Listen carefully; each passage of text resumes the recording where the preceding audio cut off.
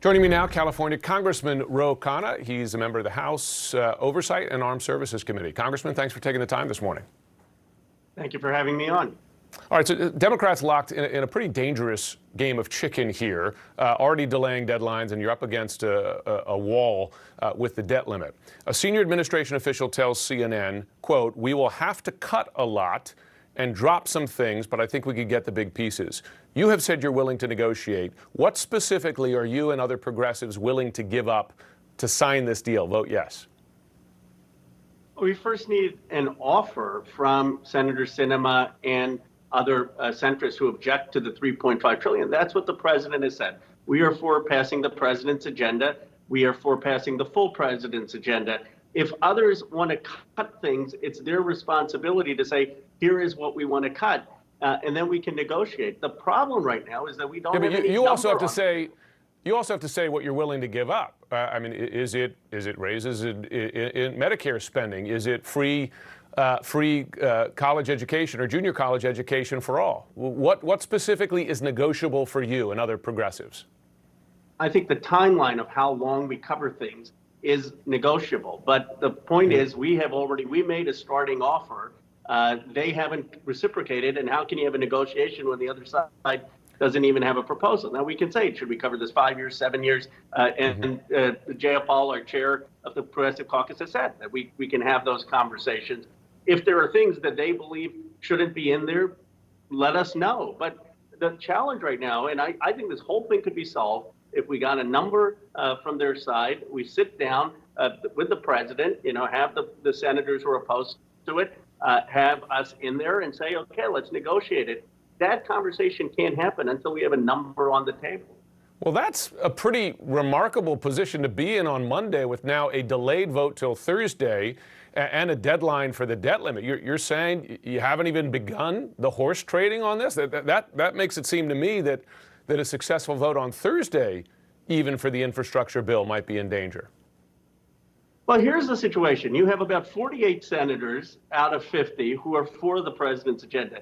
You have about 210 members of the House who are for the president's agenda. So you're really looking at about 2 senators and 8 House members who are holding everything up. I mean, it's not that's the nature of having a thin.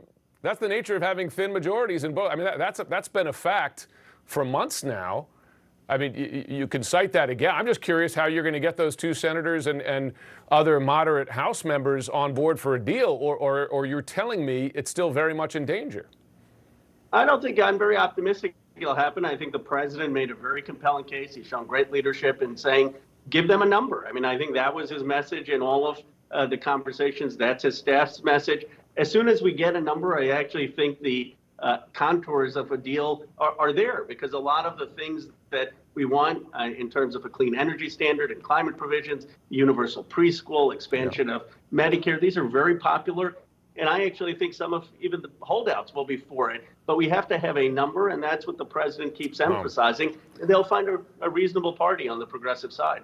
Are you nervous about what this says to voters, particularly as we get closer to next year's midterms, about Democratic Party leadership and management? The whole message was, we've got three branches, right? We got the House, the Senate, we got the White House. We're going to show that government works. We have this ambitious agenda, but here we are in September. You passed a COVID relief bill, but nothing else. And a real danger this week that the core of Biden's legislative agenda doesn't pass. What message are you sending to voters right now? I think the president's been off to a strong start. We passed a COVID relief. People around this country got checks from the government. We had the child tax credit the president's gotten out of Afghanistan. But yes, we have to get this done. We absolutely have to show that this is something we can do. It's unfortunate that not a single Republican is willing to increase the debt ceiling, that not a single Republican is willing to help give us funding to keep the government open. But obviously, we have to be the responsible party, and we will be. I am optimistic that we will get to consensus. And I agree with you that we have to deliver on the president's agenda and that the voters expect that of us. Will the figure be lower than $3.5 trillion by the end of this week? I'm sure. I mean, the speaker has said that's self-evident. I've said we have to negotiate.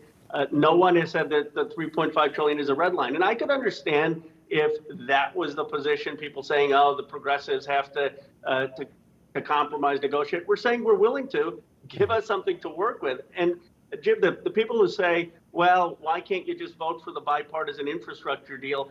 That bill, if you look at it, says you can't have electric buses, you can't have any clean energy standards. How can you invest in the traditional economy in more roads and bridges with more CO2 emissions when progressives didn't have a single input into that bill without climate standards? And we're saying we need those climate standards. I'm just saying, but before you go, and just quickly, based on what you're telling me, you haven't gotten a number. Here we are on Monday. I just don't see how you are optimistic that you reach a deal, unless there's something, some sort of magic that occurs in the next 72 hours.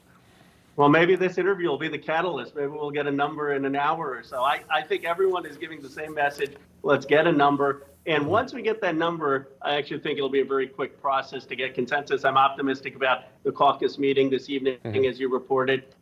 Everyone knows we have to get this done. Okay, we'll be watching for that number. Congressman Khanna, thanks very much. Thank you.